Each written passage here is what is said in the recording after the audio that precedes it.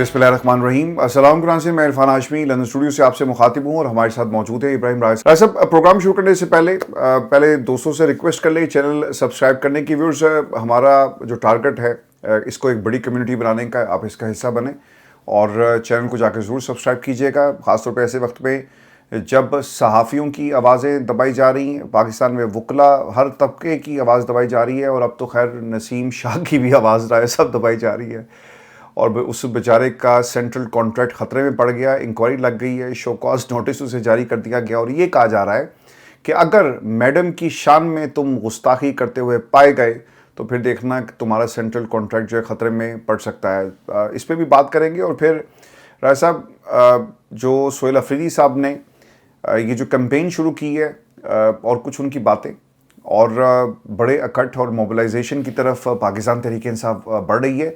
लेकिन राय साहब, एक और जो काम हुआ, मेरा ख्याल है कि इससे प्रोग्राम का आगाज़ करना बहुत ही ज़रूरी है और फिर कुछ इनसाइड स्टोरीज़ भी आपसे हम जानेंगे कि इमरान खान पाकिस्तान की ख़बरों से तो गायब थे ही। नेशनल टेलीविज़न चैनल के ऊपर भी वो हमें नज़र नहीं आते फॉर द ऑब्वियस रीज़न, नाम भी नहीं है उनका, तस्वीर भी नहीं है उनकी, कोई अपडेट भी अब नहीं आती। लेकिन राय साहब, पाकिस्तान तहरीक-ए-इंसाफ के प्लेटफॉर्म से भी हमें कुछ एक्टिविटी नज़र नहीं आ रही। शायद अभी ये ईद के बाद इब्तदाई दिन है, इस वजह से आपको लगता ये है कि या जज्बों की कमी है, क्या वजह है राय साहब? चूँकि आज हमारे प्लेटफॉर्म पे, मेरे प्लेटफॉर्म पे, आपके प्लेटफॉर्म पे लोगों ने ये सवाल किया है कि कोई खुदा के लिए इमरान खान की भी खबर दिया करें। हमें तो अब ये भी नहीं पता चल रहा कि इमरान खान के बारे में कोई इन्फॉर्मेशन भी बाहर नहीं आती कि वो कैसे हैं, उनकी तबीयत कैसी है। अब एक न्यू नॉर्म बना दिया गया कि डिस्कशन ही नहीं होगी इमरान खान के ऊपर, कोई खबर ही बाहर नहीं निकलेगी। और जिस तरह पंजाब के अंदर हुआ, पहले राय साहब सेक्रेटेरिएट से खबरें निकला करती थी, लेकिन अब पता चल रहा है कि जब से पंजाब हुकूमत ने पूरा कंट्रोल संभाला तो वहाँ से फाइलें आगे पीछे होती नहीं हैं और ख़बरें निकलती भी नहीं हैं। और जिस तरह डिजिटल मीडिया और जितने भी जो पॉलिटिशियंस हैं, अब वो खबरें दबा कर बैठते हैं क्योंकि उनको पता होता है कि हमने शाम को किसी टेलीविज़न प्रोग्राम में बैठ रहे हैं और वहाँ पे मखसूस बयानिए बनाए जाते हैं, वहाँ से भी खबरें नहीं निकल रही और मखसूस लोगों को खैर टीवी पे जगह वैसे मिलती है। तो इमरान खान के मुतल्लिक खबरें निकलना, खबरें की तलाश, खबरों की तलाश एक अलग मामला, लेकिन तहरीक-ए-इंसाफ की एक्टिविटी हमें मुसलसल जो है वो नज़र नहीं आ रही। आप क्या कैसे देखते रहे साहब? आपने इतनी देर नून लीग का, पीटीआई, आपकी डिफेंस बीट और बहुत कुछ आप उसे देखते भी हैं, क्या खबर है इस वक्त इस्लामाबाद की? पाकिस्तान तहरीक-ए-इंसाफ इमरान खान के हवाले से क्यों कॉल नहीं दे रही? मुझे लगता है कि जितनी तनकीद हमने सेकंड ईयर पे शुरू कर दी है ना, इन्होंने कुछ दिन के बाद हमारे खिलाफ भी जो है कैंपेन कहीं शुरू कर देना है साहब। देखें हाशमी साहब, आपका जो सवाल है इसको दो मुख्तलिफ सिचुएशंस में देखा जा सकता है, इसका जवाब दो मुख्तलिफ सिचुएशंस में देखा जा सकता है और आगे चलकर इमरान खान साहब की रिहाई के मुतल्लिक एक जो फार्मूला है जिसके मुतल्लिक अब कुछ ऐसे सहाफ़ी भी ख़बरें दे रहे हैं जिनके मुतल्लिक ये तासुर है कि शायद वो आज़ाद सहाफ़ी हैं, इसके मुतल्लिक भी बात करते हैं। और फिर जो पीटीआई धरना प्लान कर रही है इस्लामाबाद के डी चौक में, उसकी क्या तैयारी है और क्या कोई बहुत बड़ा सरप्राइज़ आने वाला है इस्लामाबाद के रेड जोन में, इसके मुतल्लिक भी बात करते हैं। पहले तो जो आपका सवाल है इसके दो जवाब हैं। एक तो ये कि अगर मेन स्ट्रीम मीडिया पे इमरान खान साहब का नाम नहीं लिया जाएगा, अगर मेन स्ट्रीम मीडिया पे ये कहा जाएगा कि बानी पीटीआई या चेयरमैन पीटीआई और मेन स्ट्रीम मीडिया की जो हेडलाइंस हैं वहाँ पे इमरान खान साहब का नाम नहीं लिया जाएगा, तो इसका मतलब ये नहीं है कि इमरान खान साहब का बयानिया ख़त्म हो जाएगा। इसका मतलब ये नहीं है कि इमरान खान साहब की मकबूलियत में कमी आ जाएगी और इसका ये मतलब भी नहीं है कि इमरान खान साहब को लोग भूल जाएंगे। उसकी वजह यह है कि अगरचे मेन स्ट्रीम मीडिया में तो इमरान खान साहब के ऊपर मुकम्मल तौर पर पाबंदी लगाई गई है और पीटीआई भी उस तरीके से जिस तरह से इमरान खान साहब की रिहाई के लिए कैंपेन करनी चाहिए उस तरह की कैंपेन नहीं कर रही। लेकिन उसके बावजूद आप देखें, मैं काउंट कर रहा था, कोई 1200 के करीब जो न्यूज़ वीलॉग्स हैं ये इमरान खान साहब के मुतल्लिक होते हैं। इन 1200 के करीब वीलॉग्स में इमरान खान साहब की जो थंबनेल है उसके ऊपर इमरान खान साहब की तस्वीर होती है। और इसमें एक दिलचस्प बात यह है कि वो लोग या वो सहाफ़ी या वो एक्टिविस्ट जो कि इमरान खान साहब के ख़िलाफ़ हैं, जो कि इस हुकूमत के साथ एक पार्टी बन चुके हैं, जो अपनी गैर जानिबदारी खो चुके हैं, उनके जो वीलॉग्स हैं उनके अंदर भी इमरान खान वो भी इमरान खान के खिलाफ होते हैं, इमरान खान साहब के खिलाफ होते हैं, लेकिन उनके थंबनेल्स में भी इमरान खान साहब की तस्वीर होती है, टैग्स के अंदर, डिस्क्रिप्शन के अंदर, टाइटल के अंदर भी इमरान खान साहब होते हैं। इसी तरह जो इमरान खान साहब के खिलाफ ट्विटर पर एक महाज खड़ा किया जाता है रोज़ाना, जो नून लीग का सोशल मीडिया सेल है, जो ट्रोल्स हैं या बाकी वो सहाफ़ी जो कि अब ट्रोल्स की शक्ल अख्तियार कर गए हैं, तो वो भी अनजाने में, यानी एक तरफ तो वो इमरान खान साहब का बयानिया ख़त्म करने की कोशिश कर रहे हैं, लेकिन अनजाने में वो क्या कर रहे हैं, वो भी जब ट्वीट्स करते हैं इमरान खान साहब के ख़िलाफ़, इमरान खान साहब का नाम लेके या बानी पीटीए लेके, तो असल में वो इमरान खान साहब को लोगों के दिलो दिमाग में उनकी याद को ताज़ा कर रहे होते हैं। फिर आप देखें कि आपका ट्विटर, आपका फेसबुक, आपका इंस्टाग्राम, आपका यूट्यूब, आपकी जितनी सोशल मीडिया ऐप्स हैं, इसी तरह हर घर के अंदर जो आपके आईपैड है, लैपटॉप है, मोबाइल फ़ोन्स हैं, स्मार्टफोन्स, टीवी स्क्रीन्स, तो हर जगह पर इमरान खान साहब, यानी एक आप कह लें कि हर जगह पे उनकी प्रेजेंस है। तो ये इमरान खान साहब का बयानिया नाकाम बनाना या ये कहना कि इमरान खान साहब का ट्विटर जहाँ से भी हैंडल हो रहा है उनको मजबूर करना, उनको ब्लैकमेल करना कि आपने कोई ट्वीट नहीं करना, तो इमरान खान के ट्वीट ना करने से क्या इमरान खान साहब का बयानिया पीछे चला जाएगा? क्या इमरान खान साहब के ट्वीट की वजह से ये जो 2024 का इलेक्शन था, ये इमरान खान साहब के ट्वीट्स की वजह से जीता गया था? ये इमरान खान साहब के ट्वीट्स की वजह से नहीं जीता गया था। जितनी पाबंदियां अब हैं इमरान खान साहब का नाम लेने के हवाले से, और जितना जुल्म पीटीआई पर अब हो रहा है, इससे ज़्यादा पाबंदियां और इससे ज़्यादा जुल्म इलेक्शन से पहले हो रहा था, क्योंकि उस वक्त एक डू और डाई सिचुएशन थी इस निज़ाम के लिए। ये जो जाली फार्म 47 की हुकूमत बननी थी, इसमें शामिल जमातों के लिए डू और डाई सिचुएशन थी, तो उस वक्त इससे ज़्यादा जबर था, इससे ज़्यादा सख्ती थी। लेकिन लोगों ने क्या किया कि इंतखाबी निशान पीटीआई को ना मिलने के बावजूद लोगों ने ढूंढ ढूंढ के निशान लगाए और नून लीग और पीपल्स पार्टी से और इस निज़ाम से और जस्टिस फायद ईसा से और सिकंदर सुल्तान राजा से और एसपी से, आईजी से और जो आपकी लोअर कोर्ट्स हैं, उन सब से इंतकाम लिया, वोट के ज़रिए इंतकाम लिया और इमरान खान साहब की पार्टी को जिता दिया। तो एक चीज़ तो तय है कि आप इस चीज़ को नॉर्मलाइज नहीं कर सकते कि इमरान खान साहब का ट्वीट ना आए या इमरान खान साहब के मुतालिक टीवी पर डिस्कशन ना हो तो लोग इमरान खान साहब को भूल जाएंगे। ऐसा नहीं होगा। अभी हम देख रहे थे कि आपने डिस्कशन भी की कि बरतानवी जो एक जरीदा है उसमें इमरान खान साहब के मुतालिक ये अल्फाज इस्तेमाल किए गए कि पाकिस्तान के अंदर जो लोग फोत हो गए हैं, जो जिंदा हैं या जो आने वाले हैं, दूर दूर तक इमरान खान साहब जैसा कोई मकबूल शख्स जो है वो पाकिस्तान के अंदर नहीं है। तो एक तो ये इसका एंगल है। दूसरा एंगल ये है, अच्छा, अगर आप ना इजाज़त दें, क्योंकि खबरें काफ़ी सारी हैं, मैं चाहता हूं कि साथ साथ खबरें भी हम अपने दोस्त सुनने वालों के साथ शेयर करते चलें। राज साहब, एक तो मेंबरशिप जो मूवमेंट है इसका आगाज़ हुआ, इस पर सोहेल अफरीदी की कुछ बातें, और फिर हाउस ऑफ लॉर्ड्स के अंदर एक बड़ी डिबेट हुई है बरतानिया में। ये जब मैं प्रोग्राम हम कर रहे हैं तो उस वक्त कुछ डिटेल्स मेरे साथ शेयर की हैं दोस्तों ने जो इस डिबेट के अंदर मौजूद भी थे, और कोशिश मैंने की थी राय साहब कि मैं भी इसको अटेंड कर सकूं, लेकिन मैं नहीं जा सका। लेकिन हाउस ऑफ लॉर्ड्स के अंदर जो डिबेट हुई है वो बड़ी इंटरेस्टिंग है वो भी। और फिर ये जो खान साहब के हवाले से सोहेल अफरीदी ने जो रिहाई वाली बात है वो क्या कहा है। इमरान खान रही मूवमेंट की मेंबरशिप का आगाज़ पहले मैं फिर पार्टी चेयरमैन और जनरल सेक्रेटरी और फिर पार्टी अहदेदारान सूबाई वफाकी पार्लियामेंटेरियंस हल्फ देंगे कि हम इमरान खान का ना साथ छोड़ेंगे और ना ही उनसे गद्दारी करेंगे। इसके बाद जितनी मेंबरशिप होगी उनका हल्फ लिया जाएगा, और जो छोड़ जाएगा उसको क्या सज़ा दी जाएगी।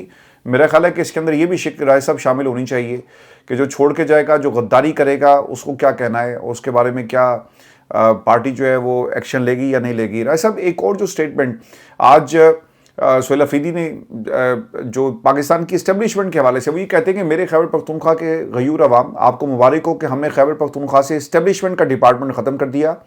मैं 10 अप्रैल को पूरे पाकिस्तान से वकला का जरगा बुला रहा हूं। इस दौरान किसानों, मजदूरों का भी जरगा बुलाएंगे। सब लोग मेंबरशिप पर ध्यान दें, जल्द भरपूर एहतजाज होगा। मुझे समझाएं, मेरा ख्याल है कि हमारे व्यूअर्स भी इसे किसी हद तक एग्री करेंगे और हमने इससे पहले सर्वे भी करवाया था।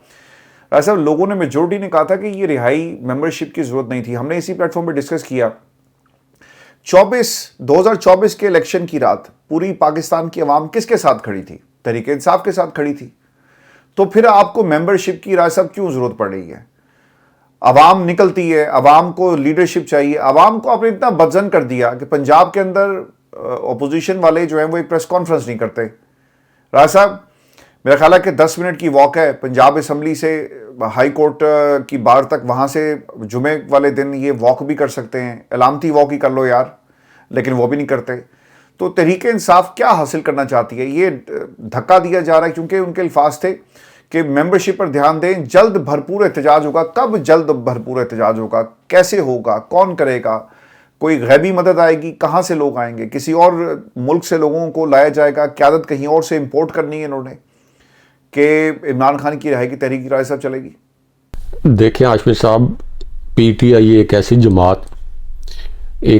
जमात जिसकी जब हुकूमत थी तो पंजाब में हुकूमत थी, वफाक में हुकूमत थी, केपी में हुकूमत थी, आज़ाद कश्मीर में हुकूमत थी, गिलगित बल्तिस्तान में हुकूमत थी और बलूचिस्तान में मखलूत हुकूमत थी और सिंध में कराची का पूरा मैंडेट उनके पास था।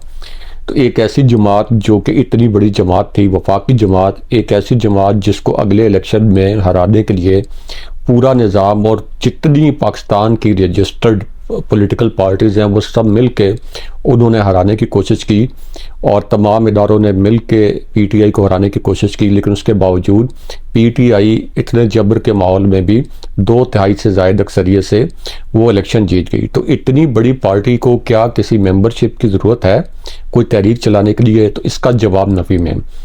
एक इमरान खान साहब की रिहाई के लिए आप तहरीक चला रहे हैं और मेंबरशिप आप इस तरह से शुरू कर रहे हैं कि जैसे कोई नई पार्टी बनी हो और उसके लिए आप कोई मेंबरशिप शुरू कर रहे हो, या नई पार्टी है उसका कोई इलेक्शन होना है, इंट्रा पार्टी इलेक्शन होना है, उसके लिए आप कोई मेंबरशिप शुरू कर रहे हो। इसके लिए आपको किस मेंबरशिप की ज़रूरत है? इससे पहले जो पीटीआई के रिकॉर्ड तोड़ जलसे हुए, क्या वो मेंबरशिप की बुनियाद पे हुए थे? जो पीटीआई ने लाहौर का मीनार पाकिस्तान ग्राउंड भरा, एक मरतबा नहीं कई मरतबा, क्या वो को मेंबरशिप की बुनियाद पे लोग वहाँ पे आए के थे? जिसके पास मेंबरशिप होगी वो आएगा, या जिसके पास मेंबरशिप होगी तो वो लाजमी आएगा या उस पर लाजिम हो जाएगा? जिसने आना है वो आएगा, जिसने नहीं आना वो नहीं आएगा। आपकी मेंबरशिप को देख के कोई फैसला नहीं करेगा कि मैंने आना है या नहीं आना। आपका जो इस्लामाबाद का, चले एक लम्हे के लिए सोच लें कि 25 करोड़ अवाम में से 10 करोड़ अवाम मेंबरशिप, फिर क्या करेंगे? फिर भी तो निकलना है ना आपने। और ये किस किस्म का माहिदा यार? मतलब पाकिस्तान तहरीक इंसाफ, मतलब जो इनकी क़यादत है, दे फेल टू अंडरस्टैंड कि कॉल का इंतज़ार, आपने अपने फैसले अचकज़ई या बाकी लोगों को अगर आप दे देंगे, राय साहब वहाँ तो मुकम्मल जो है वो खामोशी है। और एक तकरीर मेरा ख्याल है अचकज़ई साहब ने की थी, उसके बाद वो भी खामोश हो गए। तो मुझे नहीं लगता कि इनसे हो पाएगा। जो आप अक्सर कहते हैं ना कि इनसे नहीं हो पाएगा, तो राय साहब इनसे नहीं हो पाएगा। देखें, मेंबरशिप का एक और बहुत बड़ा नुकसान ये है कि पीटीआई के अंदर कुछ लोग ऐसे हैं जो कि कॉम्प्रोमाइज्ड हैं। पीटीआई के इस वक्त कम से कम 10,000 लोगों के ऊपर मुकदमात जो हैं, कम से कम 10,000 लोगों पर मुकदमात मुख्तलिफ थानों में। ये मैं आपको बहुत मिनिमल फिगर दे रहा हूँ कि कम से कम 10,000 लोगों का, और ये फिगर भी सिर्फ इस्लामाबाद और रावलपिंडी के थानों का है। तो आप जब इस तरह की मेंबरशिप बनाएंगे तो आप कैसे ये इंश्योर करेंगे कि ये मेंबरशिप की जो लिस्ट हैं, इनके अंदर जो नाम हैं, ये कानून नाफिज करने वाले जो नाम नहाद इदारे हैं पुलिस के पास, आईबी के पास, जो बाकी इंटेलिजेंस एजेंसीज हैं उनके पास, और बाकी जिन इदारों को सप्रेशन के लिए और पीटीआई पर जबर के लिए इस्तेमाल किया जा रहा है उनके पास नहीं पहुँचेंगे। तो ये मेंबरशिप का जो काम है कि जो हम मेंबरशिप शुरू कर रहे हैं, इसके कोई अफादियत बताएं। यानी एक मेंबरशिप इस सूरत हाल में होती है कि आपकी जमात गैर फाल हो चुकी है, या आपकी जमात ने इससे पहले मज़ामत नहीं की, इससे पहले कोई तहरीक नहीं चलाई, तो उस सूरत में या आपकी जमात कोई छोटे लेवल की जमात है तो आप उसकी मेंबरशिप करते हैं। मेंबरशिप दूसरी सूरत में इस सिचुएशन में होती है कि आप अपनी जमात का दायरा कार बढ़ा रहे होते हैं, आप मेंबरशिप खोलते हैं, लोग आके मेंबरशिप लेते हैं, जो कि एक आम एक सियासी एक्टिविटी होती है। तो पीटीआई जैसी जमात को अपने रहनुमा जो कि 1000 दिन से यानी 961 दिन से 962 दिन से जेल के अंदर कैद हैं, उनकी रिहाई के लिए इतनी बड़ी जमात, जैसे मैंने बताया कि इस्लामाबाद की तीनों नशिस्तें कौमी असम्बली की पीटीआई ने जीती थी, रावलपिंडी सिर्फ शहर के लिए पूरे रावलपिंडी डिवीज़न की सीटें ये पीटीआई ने जीती थी पूरे डिवीज़न की, जिसकी साबिक कमिश्नर रावलपिंडी ने गवाही दी थी और उसके नतीजे में आप देखें कि उनको फिर गायब कर दिया गया था, लापता कर दिया गया था। पंजाब में एक बहुत बड़ी अक्सरियत से पीटीआई जीती थी और वो सर्वे भी हमने शेयर किया था कि अभी रिसेंटली यानी 1 महीना 1.5 महीना पहले जो हमने खबर ब्रेक की थी कि अभी भी पंजाब में नून लीग ने जो खामोश सर्वे करवाया था उसमें भी ये बताया गया था कि अगर बदतरीन जबर के माहौल में, जैसा जबर 2024 में था, उस माहौल में भी अगर इलेक्शन हो, और ये सर्वे इसलिए करवाया गया था कि मरियम नवाज़ की वजारत आला के बाद उनकी मकबूलियत को जांचने के लिए, तो इस खामोश सर्वे में भी बताया गया था कि पीटीआई कम से कम सादा अक्सरियत से ये इलेक्शन जीत जाएगी अगर बदतरीन जबर हो, और अगर फ्री एंड फेयर इलेक्शन हो तो 2/3 अक्सरियत से इलेक्शन जीत जाएगी। तो जो जमात इतनी मकबूल है, जो जमात ना सिर्फ केपी से बल्कि पंजाब से, आज़ाद कश्मीर से, मरी से, इस्लामाबाद से, पूरे रावलपिंडी डिवीज़न से, कराची से और जनूबी पंजाब से काफ़िले ला सकती है, उसको मेंबरशिप की ज़रूरत है क्या, वो भी 960 दिन के बाद। अब आप कितना टाइम लेंगे, आप कितना टाइम लेंगे ये मेंबरशिप का बहाना बना के। बहाना का लफ्ज़ मैं इसलिए कह रहा हूँ कि ग्राउंड के ऊपर आप डेट अनाउंस क्यों नहीं कर रहे। आप ये नहीं कह सकते कि हम अचानक सरप्राइज देंगे और लोगों को बताए बगैर या इस्टेब्लिशमेंट को बताए बगैर या पुलिस को बताए बगैर अचानक आपने अगर 1,00,000 लोग लेके आने हैं या 50,000 लोग लेके आने हैं केपी से, तो वो कोई अचानक तो नहीं आ सकते ना, वो तो आपको डेट तो बतानी पड़ेगी। अब ये उज़र या ये दलील कि हम पहले डेट का ऐलान नहीं कर रहे कि गिरफ्तारियां हो जाएंगी, वो तो इन आइदर केस होंगी। वो तो आपको कैसे बचना, हर सियासी जमात की हिकमत अमली होती है कि उससे पहले जब आपकी नहीं रहा सब ये प्लान जो है ना, with due respect to all the people who are working really hard on ground, हम तजिया कर सकते हैं हकाइक के ऊपर, जो खबरें दोनों तरफ से हमें मिल रही हैं और उसको एनालाइज कर सकते हैं। लेकिन ये तहरीक इंसाफ की, मुझे लगता है ये डंग डपाव काम है, धक्का दिया जा रहा है, वक्त हासिल करने के लिए बाय किया जा रहा है कि किसी तरह से टाइम बाय करें एंड देन हम अपने प्रोसीड कर सकें। मुझे लगता है ये कि लोगों की राय सर्वाइवल का मामला भी ना, पॉलिटिकल सर्वाइवल का भी मामला है कि यार हमें इतना बड़ा मैंडेट दे दिया कि इमरान खान की रिहाई की तहरीक तुम्हें चलानी है, तो हम कर तो कुछ भी नहीं रहे, तो हम क्यों ना एक ऐसी कैंपेन शुरू कर दें जिसमें कम से कम हमें फेस सेविंग मिल सकती है। Do you agree with this? हाँ, ये बात आपकी ठीक है, लुक बिजी डू नथिंग। तो ये ऐसे ही हो रहा है क्योंकि आप ये देखें कि शेल आफरीदी साहब को जब चीफ मिनिस्टर बनाया गया था, लोगों की अब भी उनसे बड़ी मोहब्बत है, बड़ी तवक्कुआत है। तो लोगों को ये ख्याल था कि ये अब आके एक अच्छा T20 खेलेंगे। लोगों का ये ख्याल नहीं था कि ये चीफ मिनिस्टर बनेंगे तो एक टेस्ट इनिंग शुरू कर देंगे, यानी अगर तो इमरान खान साहब को कैद हुए कुछ नहीं, उन्होंने कहा था कि मैं ओपनिंग बैट्समैन हूँ और ये डिपेंड करता है कि खान साहब ने मुझसे T20 की बैटिंग करवानी, क्या करवाना है, और वो मुलाकात आज तक नहीं हुई। मुलाकात तो हाशमी साहब मुलाकात अगर अगले 4 साल नहीं होगी, जा सकता था। अगर 4 साल मुलाकात नहीं होगी तो ये 4 साल बैठे रहेंगे इमरान खान साहब की जी मुलाकात नहीं हो रही। मैं उसी तरफ आ रहा हूँ कि ये हो सकता था कि बच्चों के जरिए बेटे भी पूछ लेते कि क्या हुक्म है उसके लिए, अफरीदी के लिए, किसी और के लिए। तो मेरा ख्याल है कि ये खुद भी कोशिश नहीं करते कि कहीं हुक्म ही ना आ जाए, क्योंकि अगर आपको याद होगा ना, टेंडेंसी एक ये थी कि जब इमरान खान ने कहा ना अली अमीन गंडापुर को कि आकर मुझसे मिलो, तो उसने कहा जी कि मुझे मिलने नहीं दिया जाता। राज साहब याद है आपको? फिर ये चला गया सुप्रीम कोर्ट। खान साहब ने कहा कि ये मिलता क्यों नहीं आकर मुझे, तो उसने कहा जी मुझे मिलने नहीं दिया जाता। खान साहब ने कहा कि जाओ सुप्रीम कोर्ट दरखास्त लेकर जाओ। तो ये सरकार सुप्रीम कोर्ट चले गई और दस्तखत इन्होंने गलत कर दिए, यानी मिलना नहीं चाहते थे क्योंकि उनको पता था कि मैं अंदर जाऊंगा, मुझे तहरीक का कहा जाएगा और कि लोगों को निकालो। तो फिर इमरान खान ने देखा था ख़ानदान की तरफ, बहनों की तरफ, और फिर बहनों के ज़रिए पैगाम आया, और वो पैगाम ऐसा आया कि अली बिन गंडापुर एक्सपोज हो गए।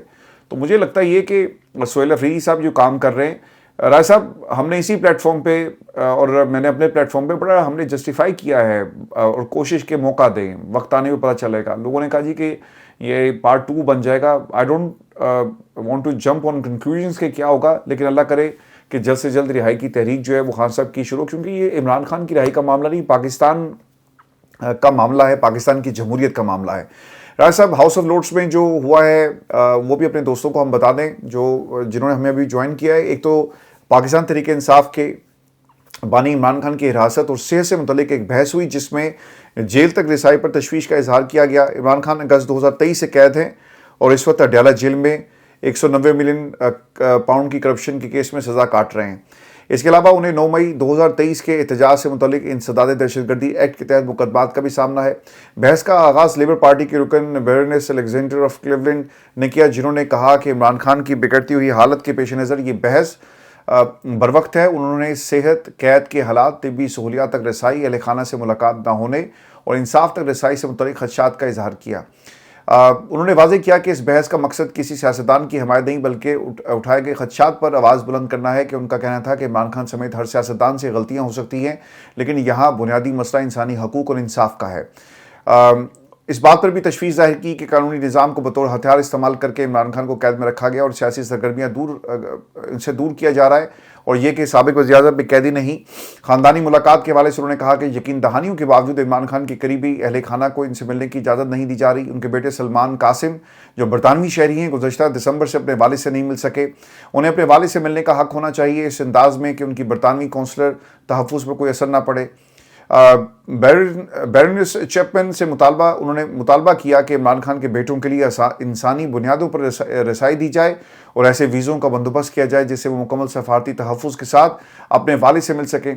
साथ ही उन्होंने बरतानवी हुकूमत से मुतालबा किया कि इंसाफ के असूलों को बरकरार रखने के लिए अपना रसूख जो इस्तेमाल किया जाए।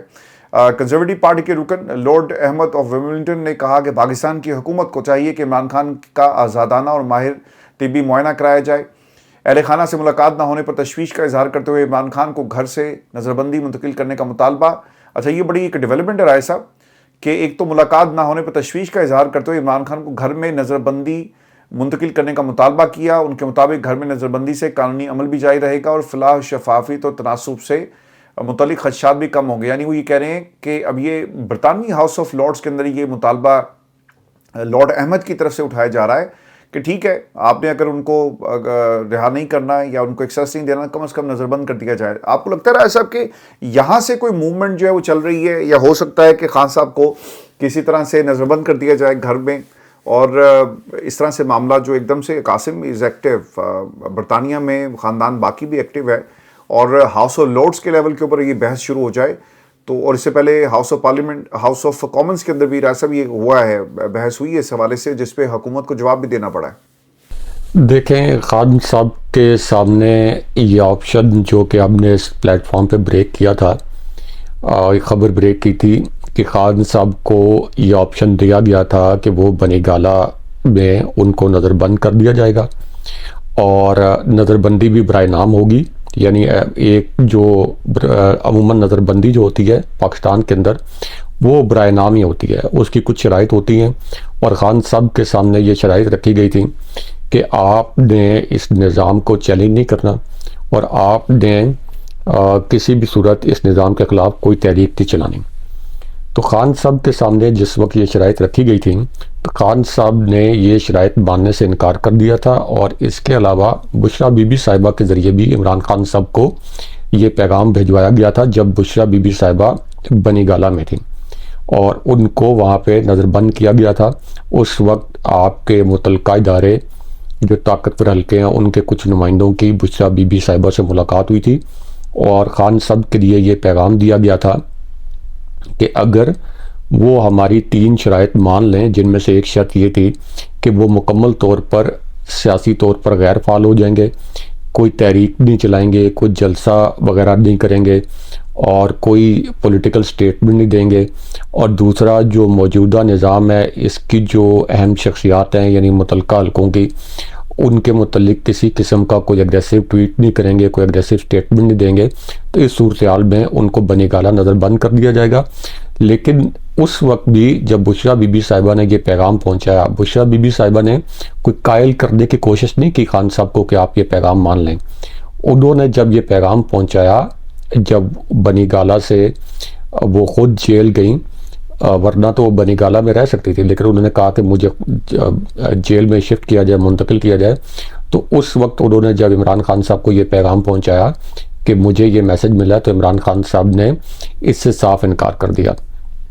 अब जो सिचुएशन है उसके अंदर इमरान खान साहब को अव्वल तो ये कुछ साफ़ी दावा कर रहे हैं। आज भी मैंने कुछ ट्वीट्स देखे हैं जिसमें दावा किया जा रहा है कि इमरान खान साहब के साथ रिहाई के मामला जो हैं ये कोई फाइनल स्टेज पे पहुंच गए हैं। कभी कहते हैं क्वार्टर फाइनल पे, कभी कहते हैं सेमीफाइनल, कभी फाइनल। तो ये सेमीफाइनल, क्वार्टर फाइनल, फाइनल तो हम बहुत अरसे से देख रहे हैं। ये असल में जब इस तरह की चीज़ें आती हैं तो ये हेल्प करती हैं पीटीआई के अंदर जो वो लोग, यानी पीटीआई की क़यादत के अंदर वो लोग जो मज़ामत नहीं करना चाहते, उनको एक बहाना मिल जाता है। और फिर जो लोग कहते हैं कि तहरीक चलाएं, तो वो उन पर तनकीद करते हैं कि देखें अब तो इस्टेब्लिशमेंट के साथ मुज़ाकरात हो रहे हैं, अब तो इमरान खान साहब की रिहाई करीब है और अब जो है इमरान खान साहब को मुंतकिल कर दिया जाएगा।